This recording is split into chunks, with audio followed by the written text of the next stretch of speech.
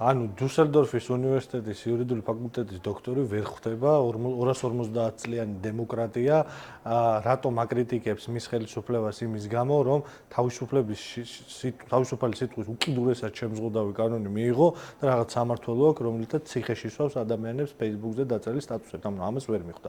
ანუ ან ის დიპლომი ტყუილია და არასდროს არ მეუღია, ან ინტელექტუალური დეგრადაცია ისეთი განიცადა, რომ მე მგონი ამბანის ცნობაზე უნდა გავტესტოთ ეს კაცი. რას ვერ ხვდება? რომ ადამიანები 2 კვირა, 3 კვირა ციხეში არ უნდა ჩასვა Facebook-ზე დაწერილი სტატუსების გამო და ამის გამო ქვეყანა, რომელიც თავისუფალი სიტყვის დამცველი არის თელ სამყაროში, გაგაკრიტიკებს, ამას ვერ ხვდება.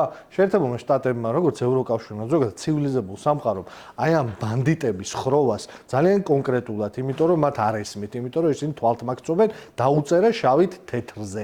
რა უნდა გააკეთოს ბანდიტების ხროვამ იმისთვის, რომ აღარ იყოს ხროვა და სახელმწიფო სისტემას დაემსგავსოს ისევ და საქართველოს დაუბრუნდეს ნორმალურ კალაპოტს. გააუქმოს კონსტიტუციის საწინააღმდეგო კანონები, შეწყვიტოს პოლიტიკური დევნა და შემდეგ მათ როგორც ცივილიზებულ ადამიანებს ვინმე დაელაპარაკება და მანამდე ცივილიზებულ სამყაროში მათ თვლიან განდევნილებად, არ თვლიან სრულფასოვან არსებებად, იმიტომ რომ ისინი იქცევიან კონსტიტუციის წინააღმდეგ, დემოკრატიული პრინციპების წინააღმდეგ და რაც ყველაზე მნიშვნელოვანია, საკუთარი ხალხის მტრები არიან რუსეთის სასარგებლოდ.